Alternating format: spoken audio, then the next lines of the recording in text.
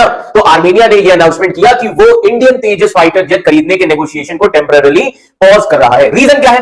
Reason उन्होंने दिया Dubai air show. जी हां, दुबई एयर शो में तेजस का क्रैश होना, जिसमें पायलट विंग कमांडर जिनका नाम था नमान शियाल, है ना, उनकी डेथ हो गई, वो शहीद हो गए, है ना। अब इन सभी चीजों के पीछे आर्मेनिया का क्या प्लान था, है ना। अब आर्मेनिया का वैसे प्लान था क्या? आर्मेनिया इंडियन गवर्नमेंट और एचएएल के साथ एक डील डिस्कस कर रहा था। उस डील में 12 तेजस फाइटर जेट्स, जिनकी कुल कॉस्ट $1.2 बिलियन के आसपास है।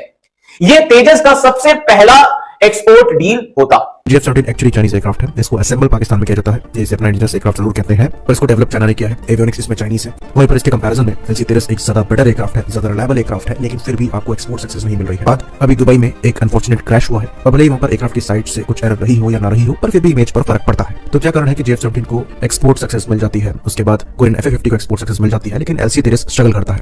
जबकि अगर आप टेक्निकली देखेंगे तो तेजस इन प्लेटफॉर्म से ज्यादा बेटर है, ज्यादा एडवांस है, ज्यादा रिलायबल है। और ऐसा बिल्कुल नहीं है कि क्रैश के बाद तेजस का जो एक्सपोर्ट पोटेंशियल है वो खत्म हो गया है। ऐसी न्यूज आई है अभी आर्मेनिया की, है ना। तो आर्मेनिया ने यह अनाउंसमेंट किया कि वो इंडियन तेजस फाइटर जेट खरीदने के नेगोशिएशन को टेम्पररी पॉज कर रहा है। रीजन क्या है? रीजन उन्होंने दिया दुबई एयर शो। जी हां, दुबई एयर शो में तेजस का क्रैश होना, जिसमें पायलट विंग कमांडर जिनका नाम था नमान शियाल, है ना, उनकी डेथ हो गई, वो शहीद हो गए, है ना। अब इन सभी चीजों के पीछे आर्मेनिया का क्या प्लान था, है ना।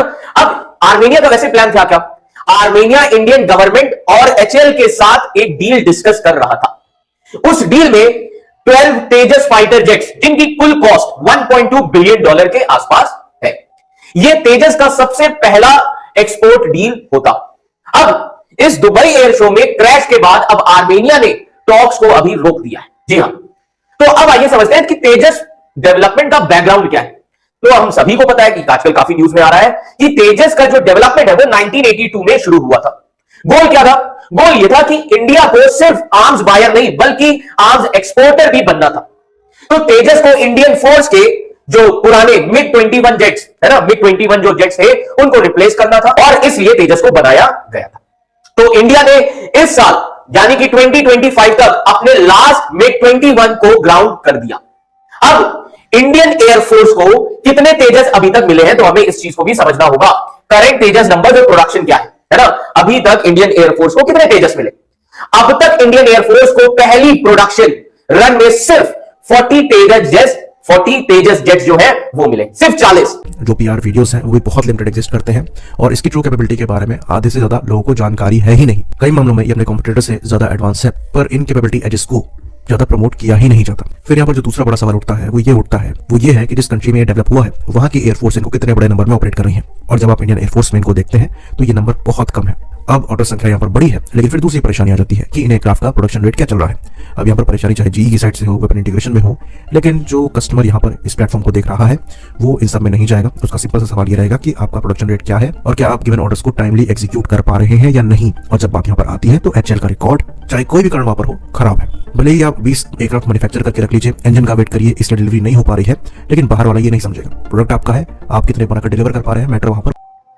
दुबई के एयर शो में इंडिया का जो तेजस तैयार है वो क्रैश कर गया था, और पूरी दुनिया ने वो मनाजर देखे थे किस तरह चलता जो तैयार है वो फजा में क्रैश कर गया। उसके बाद वो ज़मीन बोस हो गया, और उसके बाद आर्मीनिया के साथ जो इंडिया की डील थी तेजस के तैयार के हवाले से वो भी उन्होंने अपना कैंसिल कर दिया। और उसके बाद इंडियन मीडिया का तरह बुखलाया फिर रहा है, उसको समझ ही नहीं आ रही कि वो कहाँ पर जाके अपना सर मारे।